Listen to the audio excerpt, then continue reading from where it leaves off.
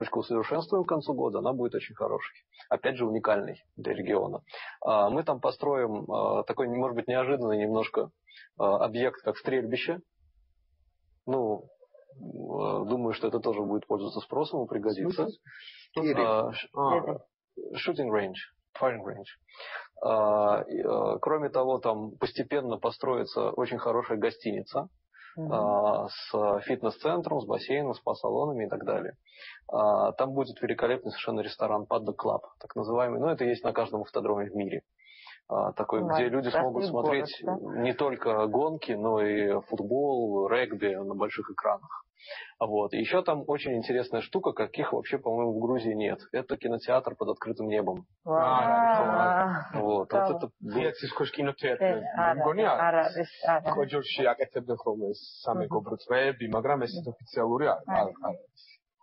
Ну, გამოდის რომ ძალიან ლამაზი ქალაქი აშენდება ქალაქი. კი, ოღონდ ფორმულა 1-ისთვის საჭირო არის ადმინისტრაციის მხრიდან, ანუ ავტოდრომის მესვეურთაგან გავკვეული პირობების დაკმაყოფილება, ეს არის ტრიბუნების რაოდენობა. იქ არის მეორე უკვე ტექნიკური ხასიათის მოთხოვნები, რაც ვიწრო ტექნიკური ხასიათის რა, ანუ იქ შესასვლელი გამოსასვლელი პიტლაინზე და თვითონ ბოქსების აღჭურვა და ასე შემდეგ და გარდა მაგისა თვითონ ფორმულა 1, როგორც წინა მონაკვეთში ვისაუბრეთ, ითხოვს გარდა ამისა დიდი ინფრასტრუქტურის გაშლას, ანუ სასტუმროების რაოდენობა გამტარიანობა უნდა იყოს დაშენებული. რაც არ არის პრობლემა, უბრალოდ ამას დრო ჭირდება. მაგრამ ეს ყველაფერი იქნება, ეს ბოლო დროის ამბავია, მეტი სხვა არაფერი და აი ხლა რაც ბატონმა ელდარმა ბრძანა, აი რაც ჩამოთვალა, ეს ყველაფერი ზუსტად არის ის რომ მიკროსამყარო იქნება. ანუ წარმოიდგინეთ, ესე იგი შეიძლება უიკენდზე წახვიდე და თბილისში შეიძლება აღარ დაბუდე მიუხედავად იმისა, რომ რამდენიმე კილომეტრი, უბრალოდ ნომერი აიღო. გარდა იმისა, რომ რბოლა, როგორც აღნიშნა, შეიძლება იმ საღამოს დაემთხვეს ფეხბურთი ან რაგბის, ანუ უყურო დიდ მონიტორზე კინოტისი ამოთ მეტად ღიაც შეიძლება ძალიან რომანტიკული და ძალიან კარგია და ასე შემდეგ. ანუ არის მინი ცენტრი, სადაც შეიძლება მაგალითად 2 დღის განმავლობაში მთელი უიკენდი, აი პარასკევის საღამოდან მთელი შაბათ-კვირა უბრალოდ სოლიერად დაისვენა და იყო მონსტრე უამრავი საინტერესო სანახაობის. კეთილი, ღებულობს მონაწილეობა. აბა მოგვიყევი. ნუ როგორც ახლა მე ის გამო ჩვენი კომპანია მრავალი საავტომობილო ბრენდის წარმომადგენელია, ერთ-ერთზე იგეგმება ახალი მოდელის პრეზენტაცია, რომელიც გვინდა, ანუ ამ მოდელის შესაძლებლობები, რომ მოწვეულმოსტუმრებმა არა მხოლოდ თვითონ ტრეკზე გამოცადონ, არამედ სპეციალურ მოწყობილ ადგილას, სადაც იმის გამო, რომ ეს არის SUV, ანუ როგორც ჩვენთვის სახით ჯიპი, გამოცადონ ის, ასე ვთქვათ, ტალახში, როგორი შესაძლებლობები აქვს იმას ოფროუდზე და აი ამის საშუალებად სწორედ გვაძლევს ეს ტრეკი, ანუ ძალიან მრავალმხრივი არის მისი შესაძლებლობები და ვფიქრობ, ყველა საავტომობილო დილერისთვის ძალიან კარგია ეს, რადგან აქამდე ძალიან ცოტა, ანუ არც ისე ბევრი ადგილი იყო, სადაც მანქანის შესაძლებლობებსაც აჩვენებდი მომხმარებელს და ინფრასტრუქტურაც იქნებოდა. აქ კი მართლა ის სულ სხვა შეგრძნება არის და მე ვფიქრობ, რომ ეს ისეცნობა თითქოს არც ხარ საქართველოში ეს ახალი ადგილია და მართლაც ისეა მოწყობილი, როგორც სხვა ქვეყნებში რაღაც ჩვენ ქართველებს ძალიან გვიყვარს ეს რაღაცა, რომ აი სხვაგან როგორია და ამის გარდა იმის თქმაც მინდა, რომ ეს ტრეკი ისეთია, როგორიც არ არის არც ერთ ჩვენ მეზობელ ქვეყანაში. რაც მე ვფიქრობ, იმის საშუალებას მისცემს ყველას, რომ აქ ჩატარდეს მართლაც საერთაშორისო ღონისძიებები, რადგან სხვა არც ერთ ჩვენს მეზობელ ქვეყანაში ეს ტრეკი არ არსებობს. კეთილი, მოკლედ შეგრძნებებზე, გამარჯვებებზე, აღჭურვილობაზე და კიდევ ჯარიმებიც ხდება ხანდახან და როგორ ჯარიმდებიან, ამაზე ჩვენ ვისაუბრებთ რამდენიმე წუთში რეკლამის შემდეგ დაგვაბადეთ.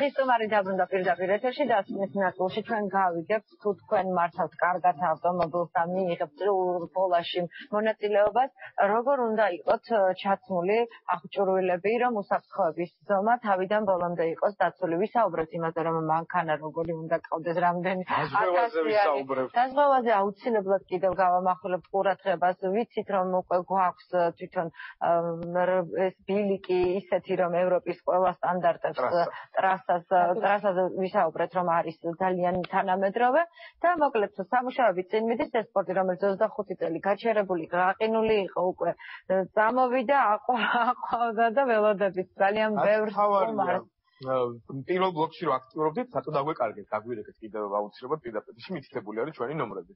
თუ გინდათ რომ მიიღოთ მონაწილეობა, მით უმეტეს ამ ხალხისგან გაიგებთ ამ ამწურავ პასუხს ასე რომ იაქტიურეთ 245 77 27 245 77 35-ზე. მაგრამ თუ ვერ ახერხებთ და ოფისში ხერხართ, შეგიძლიათ Facebook-ში მიწეროთ ამას ნებისმიერი კითხვა და ის გააშკარებს ეთერში. ამ ეტაპისთვის არის რამდენიმე კითხვა ანანი. კი, აი მესამე ბლოკისთვის შემოვინახე ეს კითხვა, არ ვიცი რამდენი დროულია, მაგრამ მაინც წავიკითხავ. ამ სპორტისთვის აღჭურვილობის შეძენასაც შეიძლება. თუ უკვე მანქანა ყავთ და უკვე იღებთ მონაწილეობას, აღჭურვილობაში თუ მაგასაც გულისხმობს, რომ მანქანაც საყიდელი ყავს. ხო, ალბათ. ხო და ძალიან საინტერესო სპორტის სახეობა ვის შეიძლება მივაკითხო რომ შევისწავლო. ნუ სკოლაზე უკვე აღნიშნეთ რომ ჯერჯერობით არ არსებობს, მაგრამ მაინც უთხრათ ვისაც შეიძლება მოვიდეს ეს ადამიანი. ანუ ავტოდრომის ტერიტორიაზე არის welcome ცენტრი, ჯერჯერობით არ არის დასრულებული, მაგრამ ცოტა დარჩა და იქნება ნებისმიერი რაც იქნება საჭირო რბოლისთვის. ანუ შლემების შეგათი შეიძინოთ, ყველაფერი. სტუდიაში ბევრ საკმაოდ ძვირიანი მაგრამ ეს არის დაცვა, ანუ ადამიანისთვის ეს ძალიან მნიშვნელოვანია. ძალიან მაინტერესებს ერთი რამ, თუ შეიძლება თავსოთ თქვენს ნებართად გითხრათ. გვერდზე ადამიანი ვინც ის არის შტურმანი, ხო? როგორც აი თუ ასწავლით ამათ, ან როგორ ასწავლიან, სკოლა არსებობს, შტურმანიზმის ანუ წრიულ გრბოლაში შტურმანი. არა, ხო ასწავლიან პილოტს. რამდენიმე ერთი არის სრულიობა, მეორე ამათზე და მესამე არის რა, თუ მე ის სხვადასხვა. რალიზე არის რაც კიდება შტურმანი, რომელიც ინას ჩაწერილ გზას კარგავს. როგორ იზებენ უბრალოდ შეიძლება მეც დავჭირ და ერთხელ იყო შტურმანი თუ როგორ? გზარდები შეგიძლიათ, ანუ პრინციპში ავტომატს არა, უბრალოდ თუ გაქვთ მაგის ნერვებიდან 180 დრონები ხართ. უხედავ მოწყობეტილი და არ შეგეშინდება და არ გადახედოთ ხმარად ჩაწევს 21 ლევიტვა. ლევა. დღევანდელ დღეს საქართველოში ისეთი სიტუაციაა. აი შტურმანი. ადამიანი ვისაც ჩაუჯდებით გვერდზე, იმიტომ რომ ძალიან აქტიურად ყველა პილოტი უკვე დაკავებულია, ახალი თაობა მოდის და რახან სკოლა არ გვაქვს დღევანდელ დღეს აი ამ შტურმანების, კოპილოტების, ჩვენ პილოტებს გვიწევთ ახალი თაობის გაზრდა და სწავლება იმისით, რომ როგორ გვიკარნახონ მათ შემდეგ შეჯიბრს. და რეალიზმი უნდა დავამატო, კოპილოტს უშლება, რომ ვიღაცა ზის და დიდი არაფერი და ძირითადად 80% იმაზე დამოკიდებული, იმიტომ რომ პილოტი მიდის ბრმად ანუ არის რა მოსახლეობა შეიძლება კი, შეგიძლიათ უბრალოდ როგორ ხდება ეს წინა დღეს ამოდენი დღით როცა ლეგენდას გვირიგებ ამ რა მონაკვეთი გავიაროთ სპეცმონაკვეთი წინასწარ გავჯეროთ და მე როგორც ხედავთ მოსახლეობას გეუბნებით თქვენ რომ აი ესე ჩაწეროთ და უშუალოდ ბოლის დროს ხო ანუ თქვენ უკეთებთ ლოკაციას სათხართ და მინდა მეходოთ კარნახავთ რასაც მოკლე შეძახილებით და მარჯვნივ 2 აი მაგალითად როგორი შეძახილებია ეს ადამიანი უშუალოდ 2 ხო ქართულად არ გამოდის მე გამოდის მაგითო ეს ამ ქართულად არანაირად არ გამოდის როგორც არის მართულების კარნახი იმიტომ რომ მარჯვენა და მარცხენა ამ სისტრაფის დროს უბრალოდ ვინაიდან ნასწავლი გვაქვს ეს ყველაფერი აი ვისწავლე 95 წელს ერთ-ერთი პროფესიონალი აი მაშინ სკოლა ავტოსპორტსმენმა კოპილოტმა მასწავლა რომელიც იყო ნატლიაჩემ შტურმანი რომელიც დადიოდა პროფესიონალ შეჯიბრებს და მას წავყევი ვარჯიშზე და ვარჯიშზე ვიჯექი უკან მანქანაში ჩაულებრივ მანქანაში როცა ხდებოდა ტრასის ჩაწერა და მაშინ იმ დროიდან ვისწავლე ეს ყველაფერი აქ ძალიან მნიშვნელოვანი თემაა რაც შეეხება შტურმანობას იმიტომ რომ როგორც სანდრო აღნიშნა დაახლოებით 70-80% რალის დროს ხარ დამოკიდებული შენ შტურმანზე და აბსოლუტურად გათიშული ადამიანი ხარ რასაც ის კარნახობს ბრმად იმას ასრულებს ფაქტობრივად რობოტი ხარ ან თუ მტობა არ არის მინდა აღნიშნო ის რომ ერთადერთი მომენტია აქ როდესაც ქალები ძალიან აქტიურები არიან ეს ფაქტი მინდა აღნიშნო და მეც ვარ ბედნიერი, იმიტომ რომ ჩემი მეუღლე ჩემი შტურმანია, ერთადერთი ქალია საქართველოში, ვინც ამას პროფესიონალურად უდგება ამ საკითხს. ის ასევე ჩემთან ერთად არის საქართველოს მრავალგზის ჩემპიონი და ასევე ევროპის პრიზიორი. და ძალიან კარგად ართმევს თავს. რატო არ წამოიყვანა? დაკვირვები ხარ, სამწუხაროდ სამსახურია და ვერ მოახერხე ის. ყველა ცოლის სტუმარია გვერდზეუზის და ქმარს იქ მოუყენ. მე ვასწავლე მას 2006 წელს ვასწავლე ეს ფაქტურად პროფესია მისთვის და უკვე მე-6 წელია ძალიან კარგად ართმევს თავს და ეს ყველაფერი გეხმარებათ ოჯახის შენარჩუნებაში? კი, მაგრამ მინდა გითხრათ რომ ძალიან დიდ როლს თამაშობს. მინდა გითხრათ რომ ძალიან დიდ როლს თამაშობს. რახან ჩემი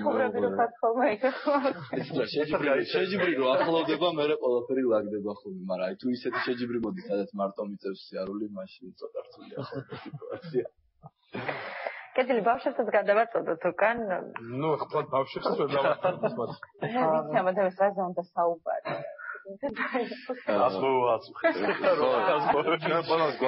დაზღვევა, რადგან ცოტა მე თემა საქართველოს დაზღვევა, აი ამას წინათ მამუკა მელაძე, იგივე მელაძე იყო რომელსაც გადაცემაში თუ რაღაც ინტერვიუს ართვებდა და სიუჟეტი გავიდა მის შემდეგ რომ და ვიღაც გაკლებს მეჯემიც სადაზღვო პაკეტებს ყიდის ესე ძალიან ისეთი იმით ამბობს რომ პროფესიონალური ბოლელი იზღვევა უფრო ძვირად, რადგან უფრო ძვირად ვიდრე ჩვეულებრივი ქუჩაში ნასწავლი და ნებისმიერი უბრალო იმის ანუ არაპროფესიონალი. არაპროფესიონალი და ეგ არის შეიძლება არ იყოს ახლა მოაყოლა ესეთი რომ პროფესიონალი ახლა ლიცენზია აქვს თუ რაღაცა წინსვლა აქვს ამ სფეროში, ხო? უფრო მეტი შანსია რომ ქალაქში მეტ რაღაცა სახიფათო მომენტ შექმნის და ანუ მორალი ამის რა არის რომ პროფესიონალის დაზღვევა უფრო ძვირიდება ვიდრე არაპროფესიონალის. ხო, მაგათი მორალია ეს. ნებისმიერ სხვა სფეროშია, მოდი მე ხა გეტყვი სამსახიობო სფეროში. ვარსკვლავის დაზღვევა მსახიობის უფრო ძვირიდება ვიდრე აბიტურიენტის. მაგრამ აქ ავტოდრომზე არ არის დაზღვევა ლაპარაკი. აქ არის ჩვეულებრივ ავტომობილზე, რომელიც უბრალოდ პროფესიონალურ ბოლელს ეკუთვნის. და უბრალოდ ჩვეულებრივ სამუშაო დღეებში მიდის სამსახურში და მოდის სამსახურიდან სახლში. მარტივად ვთქვა, მოდით ესე ცოტა დავაზუსტოთ რა. მაგალითად ჩვენ არც ერთ არ გვაზღვავთ. ელემენტარულად იმისთვის რომ რაღაც მე ჩემთვის ხმარად ვიყო დაზღვეული.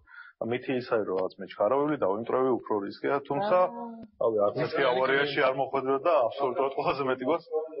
მიკროფონში თუ შეიძლება. მიკროფონში. ყოველ 8 წელიწადია რაც სადაზღვო პაკეტით ჩარგებლობ ერთ-ერთი სადაზღვო კომპანიით და 8 წლის განმავლობაში ქალაქში არ მქონია არც ერთი ავარი.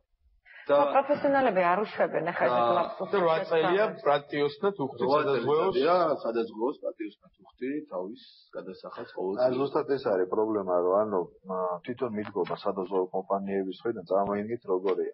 როცა დაანონსდებიან რომ არიან მორბოლები, და სამოქალაქო გარემოში მოძრაობენ, ეს აღიქმება როგორც რისკის მატარებელი პიროვნებები, არა და პირიქით არის.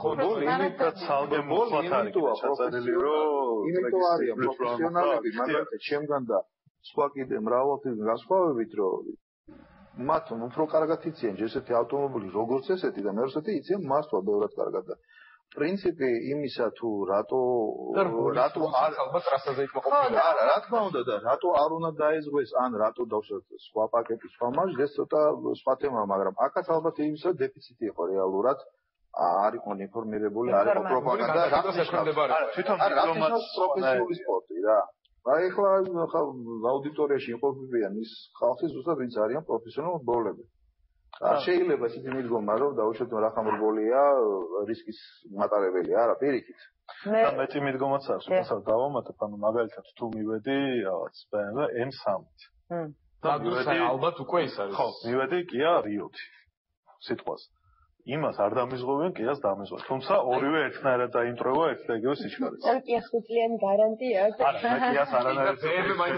აქვს ხულია როგორც ეს თუმცა სიჩქარე ხო რა დაშვებულია სიტყვაზე რაც სადაზღვო რისკამენის ქალაქში მაგალითად 80 კილომეტრის სანაპიროს 80 კილომეტრზე ზუსტად ერთნაირად დაიმტრევა იგივე ის BMW და იგივე ის Kia აი ამ ხრიდან კითხავთ დაგისვათ კითხვას, ვინმე ხო არ არის ესეთი ან რამოდენიმე ადამიანი რომელიც გიფუჭებთ სახელს სადაც კომპანიაში და იმათ გამოეშინიათ თქვენ. არ ვიცი ხა. ცუდი გამოცდილება აქვს სხვა სპორტსმენებს. არა მგონია ბატონმა ნიკამ ძალიან კარგად ახსნა ეს არის არაინფორმირებული ერთ დავამატებ გიორგი ან ალბათ გახსოვთ ჩვენ სტუდიაში ძალიან ბევრი საუბრობთ მოკრივე იგივე სპორტსმენი სხვადასხვა სახეობის ვისაც კარგად ეხერხება ორთაბრძოლა არასდროს ხელს არ წევს კუჩაში ისე აი თვითონ თუ არ გამოიწვევს თუ გამოსწევს ეს არის ზოგადად პროფესიული სპორტის დამახასიათებელი მომენტი ანუ პროფესიონალიზმის გამოხატველი მომენტია უბრალოდ აი 2-3 წლის წინ იყვნენ თბილისში აი სტრით რეისერებს A vast virus database has been